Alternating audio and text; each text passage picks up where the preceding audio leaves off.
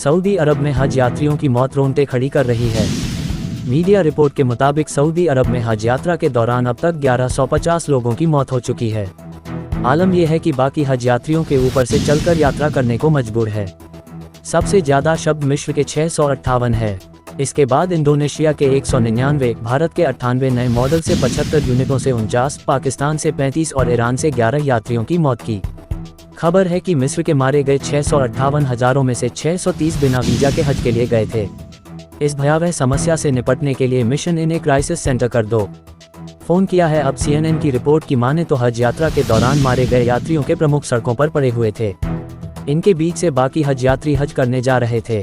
इस साल बड़ी संख्या में हज यात्रियों के मरने की पीछे की वजह से गर्मी का होना है। मक्का में तापमान 42 डिग्री सेल्सियस से 50 डिग्री तक पहुंचने के कारण कई हज यात्रियों की लूट के चलते मौत हो गई। सरकार के मुताबिक अब तक 2700 से ज्यादा हज यात्री ही तुझको की चपेट में आ चुके हैं। इन होठों पर पहली बार सऊदी अरब सरकार ने अपनी चुप्पी तोड़ी है। दरअसल मौतों की वजह गर्मी बताई जा रही है, जिसके बाद सऊदी सरकार पर हाजियों के लिए उचित व्यवस्था न करने के आरोप लग रहे हैं। सऊदी अधिकारी ने अब खाड़ी में प्रबंधन का बचाव किया है।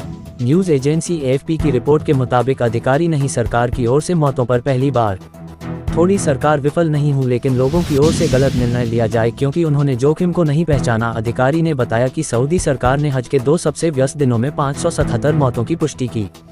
पहला दिन तब जब लोग माउंट अराफात तपती धूप में घंटों प्रार्थना के लिए इकट्ठा हुए थे और दूसरे दिन जब लोग शैतान को पत्थर मारने के लिए इकट्ठा हुए। अधिकारी ने स्वीकार किया कि 577 का आंकड़ा आंशिक है और पूरे हज यात्रा की दोनों को खबर नहीं करता। उन्होंने कहा कि कठिन मौसम की स्थिति और भीषण तापमान के कारण हुआ है। इस्लाम मजहब में काफी अहमियत रखता है। हज इस्लाम के 5 स्तंभों में से एक है। तमाम मुस्लिमों को उसके जीवन में एक बार जरूर करना पड़ता है। सऊदी अधिकारियों ने पहले कहा था कि इस साल 18 लाख तीर्थयात्रियों ने भाग लिया है, जो पिछले साल के बराबर था। इनमें से 16 लाख लोग विदेशों से आए थे। हज करने का कोटा देशों के आधार पर बांटा जाता है। लॉटरी के जरिए इन्हें वितरित किया जाता है।